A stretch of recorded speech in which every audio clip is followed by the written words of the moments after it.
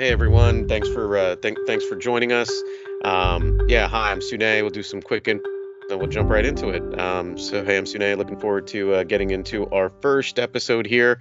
We've teed up the topic of digging into, does the study of philosophy ever lead to answers or simply more questions? So I'll hand it over to my buddy Chirag. I think that's a great topic for us to start off with, right? Because, we're starting a philosophy podcast, but we should start with talking about what is philosophy, right? It's such a broad topic, and this goes philosophy goes back thousands of years. Um, you know, we should talk about the historical context of philosophy. What even is philosophy? I'm sure different people have different definitions, and just kind of talk about the historical context. We talk about our personal experience with philosophy, with religion, whatever the case may be. Why don't we start with what is philosophy, right? So I think, and Shanae have talked about this a little bit. Um, we think of it as kind of how just a guideline for how to live life, right? I mean, it could really be anything and everything. And what do you think?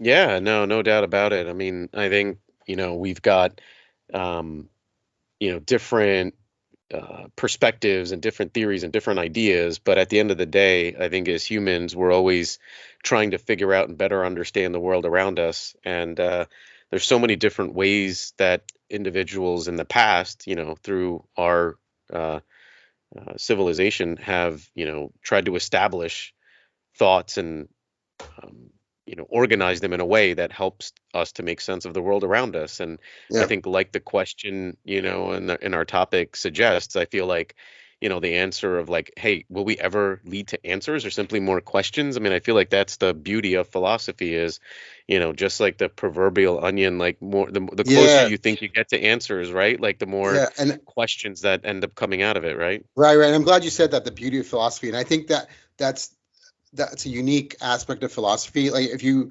and I don't want this podcast to turn into,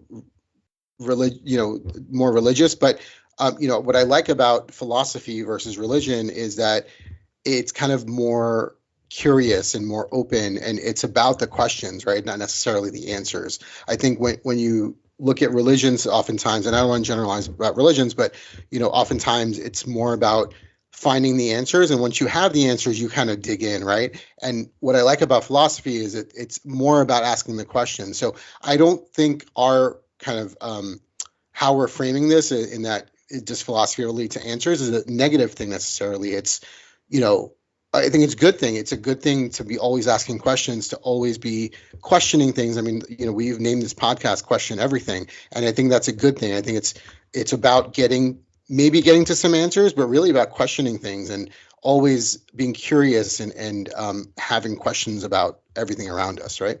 Yeah, yeah. I got into an interesting debate with a friend. This actually this weekend, and we were talking about actually the dangers of like taking it too literally, of questioning everything, Yeah. and and it's a double-edged sword. It really is because at some point, right, like you need to assume in order for you to progress a very complicated, complex thought, you have to accept certain uncertainties. So for example, here's what I mean by that, right? Like if we're trying to, find cures to very complicated diseases, we are, let's say, using genetic manipulation. You kind of have to accept that DNA is a double helix, right? Like that Hmm. concept didn't exist, but some scientists studied that. And Sure. if we don't allow and agree on some principles of, DNA being a double helix, we don't progress to the point where we can start, Right. creating medicines Absolutely. through splicing genes. And, my buddy was like, well, how do we know it's a double helix? I'm like, because we just agreed to it, right? Like that's what science is to a Right. certain degree. Generally, people that have expertise in a field say, we're going to agree that this is what we're going to call this and this makes sense. And Right. then Right. teachers No, will review it, right? And then yep. you progress. So I yeah, what do totally you get think? what yeah, I totally get what you're saying. And I think it's that thing where you kind of there's that fallacy of there's this argument usually by religious people is that, well, if you didn't come to that discovery yourself, you kind of have the faith in, you have faith in science, or you have faith in the sciences, which it's a fallacy. I don't think that's true, because that is based on observation and, data, right? And it's not just someone saying something and then you believing it. So yeah, I agree with you. You need to have some kind of baseline, and we all need to have a baseline that we agree on. And, I think science and data is, you know, probably the best we can do, right? I mean, obviously there's personal, subjectiveness, there's personal experience, but we do need to start from that baseline of, hey, you know what, this is real. Let's start with this, and then we need to agree on that. So yeah, I totally Yeah. get what you're saying. Yeah. And look, man, I mean, you and I are not PhDs in philosophy, right? I mean, Yeah. we're trying to figure this world out around us. We'll read books, and we've come to, whatever understanding we have now through just our general knowledge, either through school or reading books that we've read or talking to other peers, right? And I'm sure our level of, understanding philosophy is not as deep as others that spend, many many years in an academic environment studying this. But I also feel like there's some kind of relate that our view of philosophy is going to be very relatable to the, I guess, average Joe, right? Right. Because I think because we haven't spent our many many years in academia. I think the way that we've kind of understood the world, let's say, I mean, I'll admittedly say I've lived most of my life as a capitalist.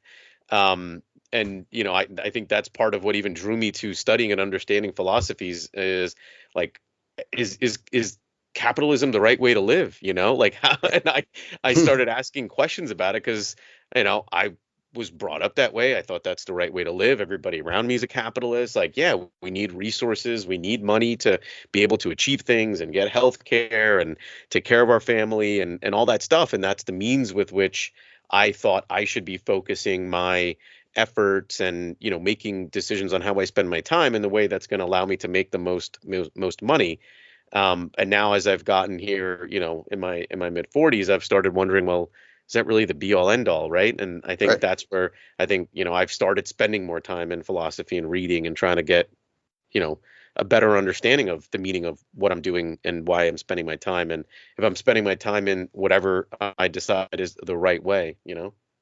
Yeah, no, totally agree with you. I think and we've talked about it. We've kind of come to that same place in our lives where, I think you hit kind of middle age and you wonder if you're on the right path, and whether what you've always thought, all your assumptions are correct, or you start questioning it. And I think that's a good thing. I think, and that's where we come to, right. This is where we are. Is we start a philosophy podcast and we're kind of talking about life and what it means to live, and you know what we want to do with our lives, right. And what really is important in our life. So, yeah, I completely agree with you. Yeah. I mean, have any of the um texts and historical philosophers and let's call them ancient philosophies, Mhm. have any of them resonated with you? Have you like kind of said, oh yeah, this one makes a lot of sense, or like, or have you just been, I know you've been consuming a lot of info, but just Yeah. curious on kind of where you are and Yeah, what's no, resonating with you. 100%. I think, Stoicism for me has really stood out for me. I discovered Stoicism years ago, just in my reading online. And I think last year, sometime mid last year, I discovered the Daily Stoic and Ryan Holiday, and it really struck a chord with me. Just um, some of the aspects of Stoicism, kind of like the four virtues, and these concepts of memento mori and memento vivere, and amor fati. It's just we'll get into this stuff in more detail in future episodes. But these kind of tenets of, and I don't want to say tenets because that kind of makes it more religious, but like uh, these core principles of Stoicism really struck a chord with me. And I'll kind of go into my history. So I grew up a Hindu, and in a very very devout Hindu family. And as I'd say as a teenager, up and even into my late teens and possibly even early 20s, if I'm remembering correctly, I was pretty religious myself because I kind of grew up in that. And that's just that's what you did, right? Like when you're a kid, you're, what your family is, you just are. Like you don't necessarily question things at a younger age. But I did start questioning things that, as I got older. And the parts of Hinduism that didn't appeal to me necessarily were, the superstitious aspects of it, and kind of like um, the ritual aspects of it. And I think at that point I was too young to really understand, that you can separate out that stuff from the philosophical aspects of religion, right? So that that in my early 20s, that kind of veered away from Hinduism, and it was only recently, like I said, in the past year, that I've come to Stoicism. And even, I'd say, even going back a few years, just reading about philosophy in general. I've read Buddhism, I've read Taoism, Confucianism. So I like certain aspects of each of those, right? I've been a big into meditation, into Vipassana meditation, which is a Buddhist form of meditation, for probably about 10 years now, on and off, but more so recently. But yeah, so I think for me, Stoicism has been a big one, and then pulling different parts of other philosophies and even religions, like you could consider Buddhism a religion, but pulling, I'm big into yoga as well, so that's an aspect of Hinduism, obviously, but Buddhism, Hinduism, and then Stoicism, big one for me. How about you, Sine? Yeah, it's an interesting, it's very similar to you in terms of, both my parents are Hindus and grew up in a Hindu household. The big difference for me was that my father he had a very interesting take on Hinduism in general, and I think, this is like, probably what started my, like, you know, um, trying to understand the world a little bit better, even at a very early age. Because, my dad would tell me about, the Ramayana and the Bhagavad Gita and all that, and like, my lived with my grandparents, they would read it, and I learned about that at a relatively young age. And when I would talk to my dad about it, my dad simplified religion into just a very simple principle. He's like, it just teaches you how to be a good person, live a good life. Like, that's what he just said. These are all stories and tales with a moral, and the morals are really intended to help create good people. And if everybody is a good person, then the world is going to be good all around you. And that's just sort of like how he distilled it. And of course, some of the stuff is very fanatical, and not fanatical, but very unbelievable, right? Like almost cartoonish. Like, you have, gods moving mountains and things like that, and a person with 10 heads and all that, right? Like, so it's, you can tell some of it is fictional, but the principles and the stories behind it were very relatable. Right. In that, good versus evil, and these are the things that good people do. This is the things that bad people do, and that's all they're trying to do and teach you. And I think because it wasn't necessarily taught through the lens of, like, well, you have to be a Hindu and this is what you have to do, and it was taught more through the lens of, like, good and bad, it set a very interesting foundation for philosophical journey for me, and really separating out religion from philosophy with me, despite the fact that I would go and participate in all of the traditional Hindu ceremonies, like going to temples and, doing the traditions associated with, pujas in the house, and, priests coming for, like, engagement parties and all that stuff, right? Like for all the big ceremonies for deaths and weddings and all that. But I never felt like I was forced to be a Hindu, but rather just, hey, think about what it means to live a good life. And I think that allowed me to be a little bit more, open, and perhaps even, uh, like, not necessarily feel like, with like having a conviction or a bias towards a particular religion or philosophy. So that's a bit of my history, man. I Yeah. know that, like, that's the other cool thing about Hinduism in general that I did like. I know you have some, like, thoughts about it as well, but it just felt very, like, kind of like you can take it or leave it. Like, there's no, like, yes, you must be a Hindu, and if you're not a Hindu, you're gonna die or go to hell. Like, Right. you're in Yeah. damnation. Like, it just never was like that. It's like, hey, if you like it, you like it. If not, just be a good person. Like, that's kind of the way that's the way That's I great. viewed it. Yeah, no, that, and I actually, that's fantastic. I love your dad's perspective on that. I think my experience was a little bit different. Um, Yeah, no, it's so odd. That's such a different perspective and a different kind of way of teaching it than I was shown, right? Like for me, it was kind of like that. It was kind of like, you know what, you have to follow it, and it is a very kind of, you know, you'll be shunned if you don't believe it. So it's really interesting how different it was Fascinating. between your family and my family. So yeah, no, Wild. I love your dad's perspective on that. That's fantastic. Yeah, it's And crazy. that's, yeah, and Yeah. so much of, like we said, of philosophy and religion is how do you be a good person, right? And we can all kind of disagree on the conclusions we come to, but if we can all agree that we're all trying to be good people and we're all trying to use these different tools to be good people, then we'll all probably be better off if we can, have that mutual understanding as a society and as humanity, right? Yeah, yeah. I mean, you've got like, a person that, I mean, listen, my dad was always, I guess, a bit more progressive than the average, Hindu Indian immigrant. Yeah. Um, and that's, I think, why he had that sort of open-mindedness towards it. But to your point, like, if if every single religion originally started as a way for humans in large groups to, coexist and survive and thrive, then yeah, you're right. Like, who cares which one you subscribe to, as long as you're focused on the part that is, let's just all agree on some basic sentiments of living a good life. And it doesn't mean that I have to subscribe to your specific way, but I mean, I believe every religion has good intentions.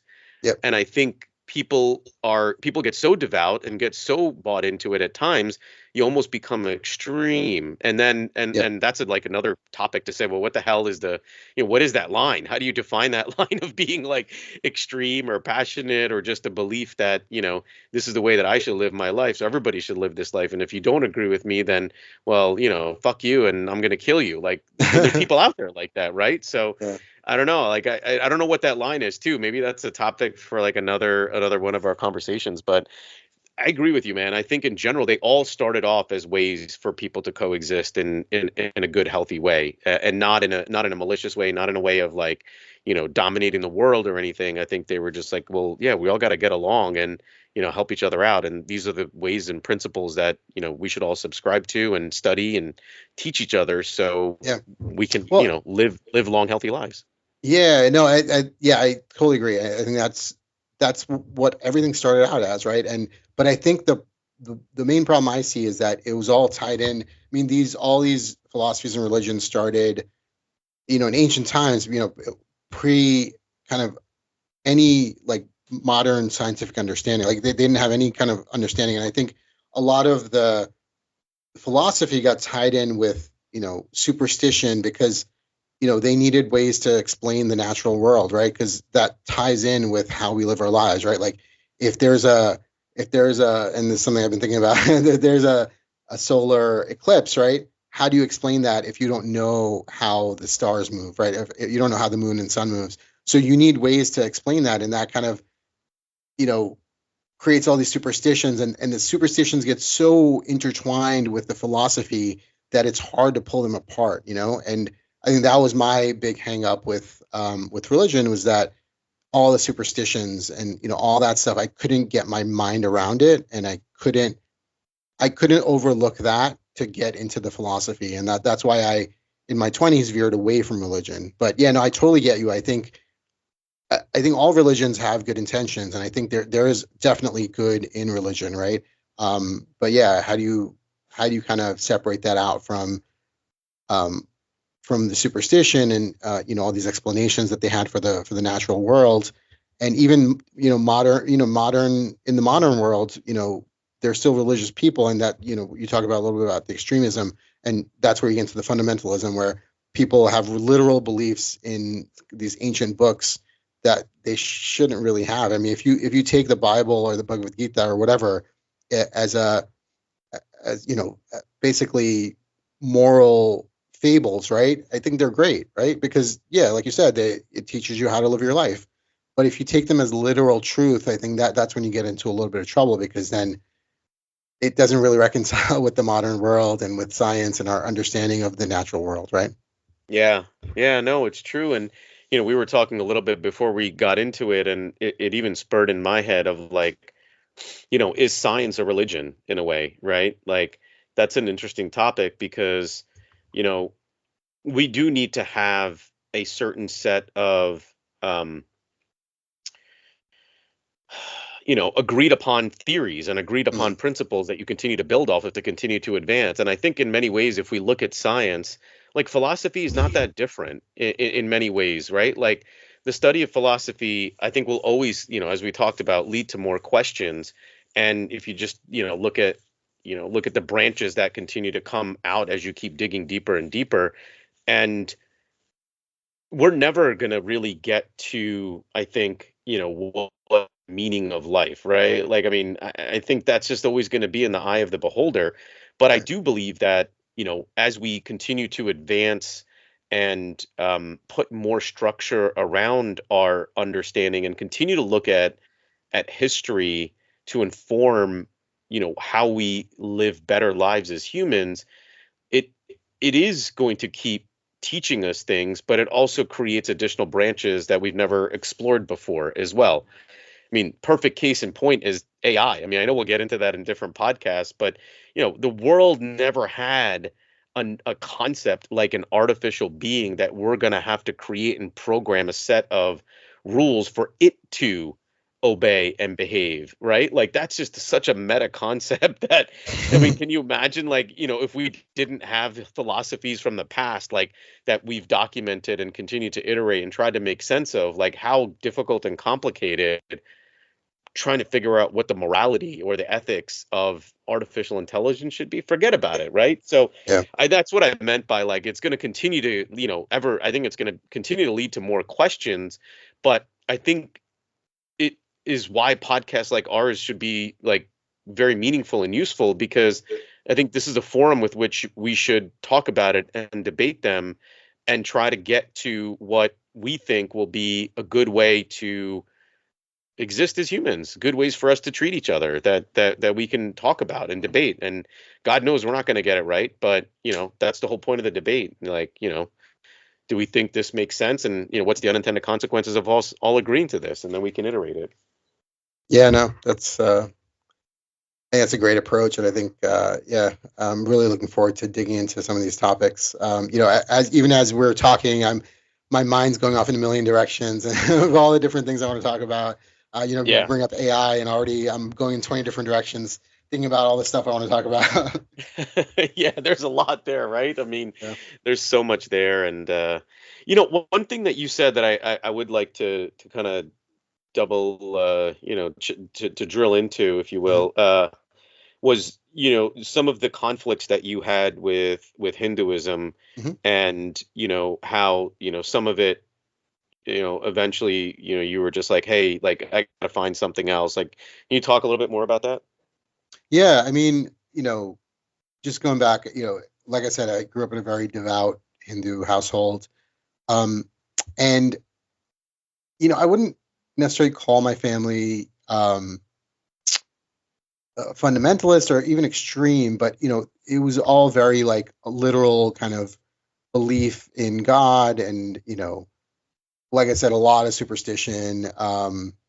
And I think that was my first. The superstition is what my first kind of the point where I started veering away, because it was just always I would always question the superstitions, and I would just get back, just basically just be quiet and you have to do this, like so that that was my first sticking point with Hinduism, and I'm not saying that's all of Hinduism. Maybe that was just my family's interpretation of Hinduism, but I think that was my big thing. But yeah, I mean, just veering away, I'd say once I did start veering away, I went almost to the opposite extreme where this was during, let's say it was maybe the late 90s, maybe early 2000s, where all kind of like these new atheists were up and coming, right? Like Richard Dawkins and Sam Harris and a few others. And I started reading a lot about, a lot of their work. And I think that led me down, and I'd say they were very kind of fundamentalist as well in a way, because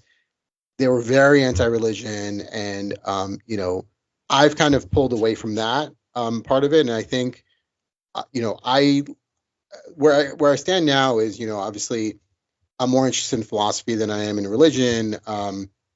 And I'd still consider myself an atheist, but maybe an agnostic atheist. I mean, these labels are all very kind of dicey anyway, because really they don't really mean much. But I think I'm to the point now where I'm okay with anyone believing anything they want. Like, that's not really in my business. The only time where I have a problem with it is if you try to legislate with religion, because I'm very firmly of the separation of church and state. But I don't want to get too much into politics or religion. But yeah, that's kind of where I stand. You know, I haven't gone back to Hinduism because I still see a lot of that.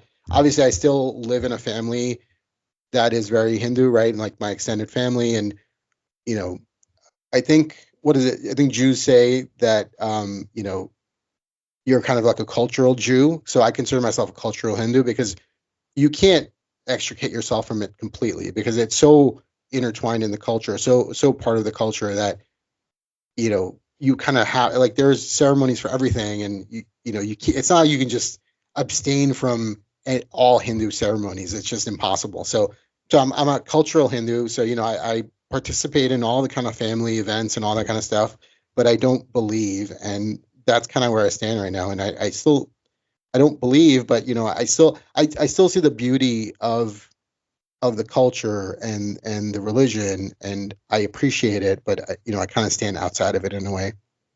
How about Yeah. you? Do you have a similar experience?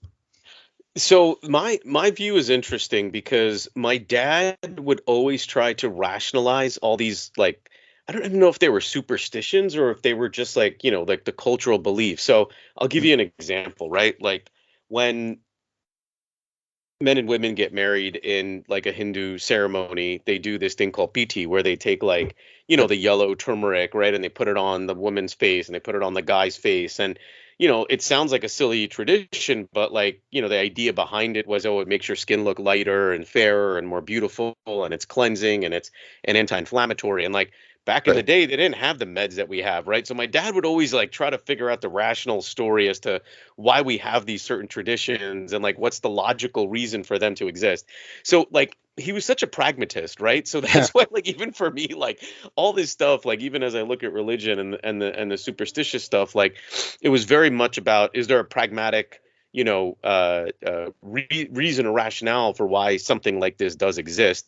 And that's the lens through which I viewed it, right? And so there was never this like, draw to say, hey, you have to consider, you have to label yourself as a Hindu. It was more Right. like, well, this is just what we do. These are the tradition. This is, the ceremonies that we hold. And I mean, I feel like that's the intersection where, like what you were describing, shit becomes real, like Hmm. death, weddings, childbirths, like Yeah. that's when it becomes real. Like, oh, what should we do? Like, if we don't have, like, I feel like I should do something, like Right. Right. society No. says, like, when somebody dies, we should do something for that person. But like, I don't know what I don't know. Like, I don't know what I want for mine. Like, I haven't thought much about it, Sure. but Yeah. if you have a religion, then that's decided for you already, Yeah. So And you guys it's just reminded me of something as you were talking about that. So I remember very vividly, my father passed away in 2018. So it's about a little under 6 years now. And I very vividly remember, we had a very traditional Hindu funeral. And it was the first one that I had participated in, obviously being the son. There's a lot of stuff you have to do as part of the ceremony of the funeral. And I remember going through it all, and remember talking to my brother afterwards and thinking, you know what, there's some value in that, because you're doing all these things, it's very procedural. It kind of takes you out of the grief for a minute and allows you to kind of process it. And it was a really interesting experience because, obviously, I said I'm not religious, but I went through it because obviously my dad's a Hindu, and my mom was still living. Wanted the Hindu ceremony. All of course, like it's not like I'm not the guy who's gonna be like, hey, I'm an atheist. I'm not gonna do any of this stuff. So right. yeah, Sure. so yeah, I went through with it all, and it was great. And actually, I found it very like therapeutic to go through these kind of rituals and these ceremonies, um, because it takes you out of the grief for a minute, and you still feel the grief. You still process that, but in that time, in that moment, you kind of allow yourself to process it in a way. If does that make sense? It does. Yeah, no, it does. And I mean, look, that, there's a reason that this is the time of life that you go back on, those scriptures, because, like,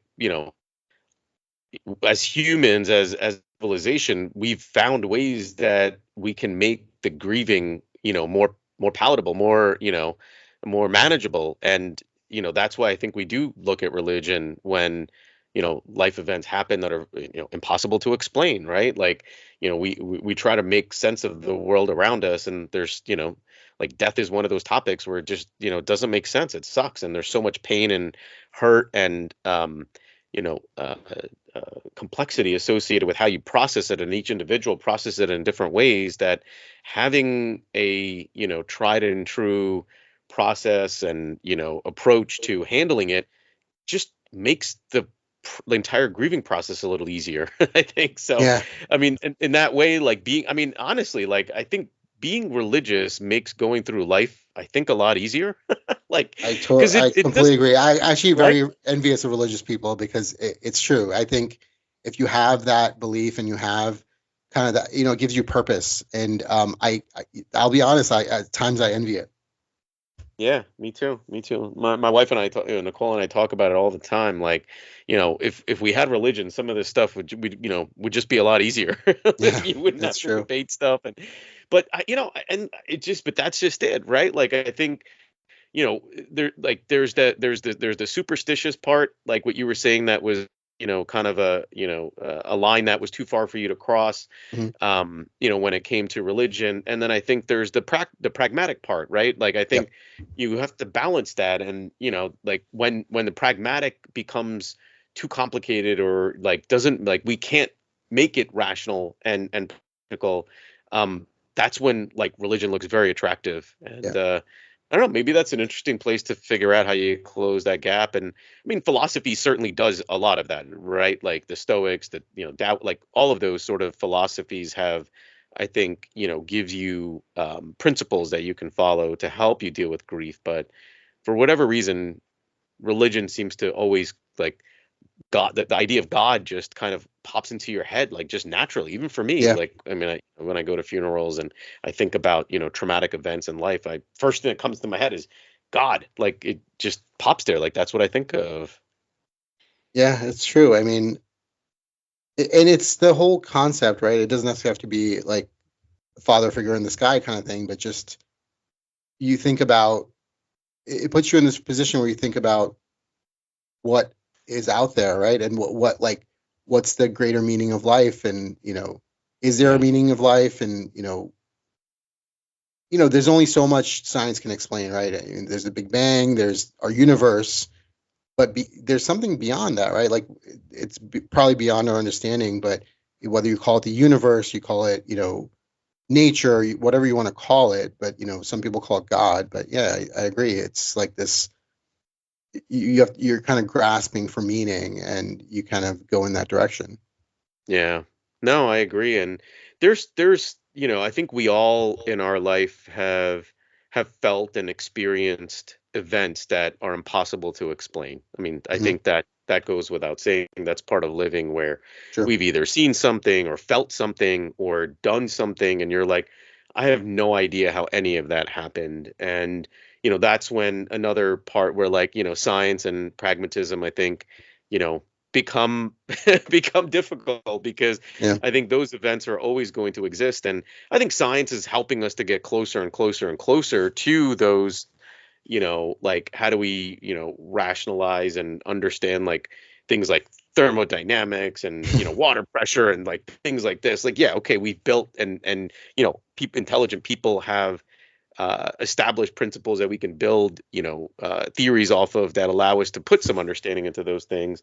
And maybe one day we'll be able to put, more of an understanding into the outer universe, and study and understand that some more. But at least in our lifetime, I think we have a hard enough time just figuring out what's going on here on Earth, man. So Yeah, yeah, I hear you, man. I think I love the metaphor of science as, a dark room and you're, a person with a flashlight in a dark room, right? Like I love that concept because it really is that, right? It's like you see little pieces of reality, but you don't always see the big picture. And I think that's, perpetually where we'll be as humanity, as a people, right? Because we'll never know all the answers necessarily, right? And we'll see little sure. pieces of it, but we won't necessarily see the whole picture, or we won't necessarily tie things together that might be connected, right? And I think that the universe, and there's so much out there, but I think that's our best, way forward, right? And yeah, but I think there is maybe something beyond that, and who knows? Like it's like it's not our place necessarily to say, hey, there's nothing beyond science, right? Like who knows? We don't know. No one knows, right? And Yeah. our brains. I mean, we were what Neil deGrasse Tyson says it, like our brains were designed to like use tools and understand the natural, understand being a human on Earth, but we weren't meant to understand astrophysics and the universe and stars and all this and dark matter, all this stuff, right? Like we are way exceeding our capacity for knowledge. So we're already way beyond our capacity, right? And who knows if we'll ever understand the meaning of life and all that stuff. But yeah, I Yeah. mean, I think it's interesting to talk about it at minimum, right? No doubt, man. And I wonder whether that's a feature or bug of our brain, you know? Like Yeah. is it intentional? Like is that what makes us, like as advanced as we are as a human species, the fact that we even have consciousness, right? Or Hmm. is it like that is that our like fatal flaw that we know event Right. like we know where our journey ends. We Is know that a we're going to mutation, die at right? some point, right? So Yeah, yeah, yeah, exactly. And I don't know, man. Like when we think about like philosophy and religion in general, and we're trying to get away, like find a way for us to coexist with our fellow species, species members, right? Like, you like, like I think that's another huge part of it is that because there's so many of us, 6, 7 billion now, whatever we have, yeah, and each one is individual. And you think about the complexities of each individual brain and each individual thought. The fact that we aren't like cavemen and just literally out there killing and destroying each other for territories is like in a primal way that other animals do. It's kind of amazing the fact that we've been able to grow as a species as big as we have due to, these constructs that we've made of rules of let's not just randomly kill each other. Although I don't know, like not to open the door in the gun debate, it seems like we're doing a lot of that in America these days. But yeah, it's not. Maybe that'll be another topic for another day. But my overall point being, I think the individuality of humans is also a really important reason why religion and philosophy needs to exist because we need to find a way for us to be able to still agree to certain principles but then have the freedom with which to continue to challenge and progress thought as well. And that's one of the coolest things about philosophy, I think, is that it does allow for both. It allows you to breathe. It doesn't force you to say, "Hey, you have to do this." It's like no, like we started at the beginning of the podcast, like keep asking questions, like challenge it. Like that's the whole point of it. yeah, absolutely. I think that's a great place to kind of tie things up. I think that's a great sentiment to end on. Cool, man. Um, yeah, I think that was a great discussion. And we didn't actually talk about this, but Suna and I recently last year lost a really close friend, Neil Pandya, who we went to college with and had been friends with for over 20 years. So I wanted to dedicate this podcast to Neil's memory. Yeah, amen, man. No doubt. Yeah, miss him, and yeah, he lost a tough battle to pancreatic cancer, and Yep. man, he was a hell of a fighter and hell of a friend, and yeah, he had a positive influence on all of our lives at a Yep. minimum, and I'm sure on everybody he touched. So And yeah, yeah, and no doubt. it's funny. I think he would have loved this podcast because he was always devil's advocate. He was always game for a debate, no matter what side he was on. So I think he would have loved this format and this debate style that we have. I know we'll have to bring one of our friends on as like a Neil impersonator, and just like be the the devil's advocate to everything you and I are saying. Yeah, absolutely. That'll be Good, fun. good call out, man. Yeah, this one's for Neil, man. That's great. Yeah, this Love one's it. for you. All right, bud. All right. That's the All right, pod. great. Well, I hope everyone enjoyed our first episode. And we'll get more into each of these topics. We're hoping to make this as fun and interesting as we can. And yeah, we're looking forward to it. All right, man. All right, that's the pod. Great discussion as always. We hope you enjoyed it. And if you want to join the conversation, email us at questioneverythingexcept@gmail.com. See you next time.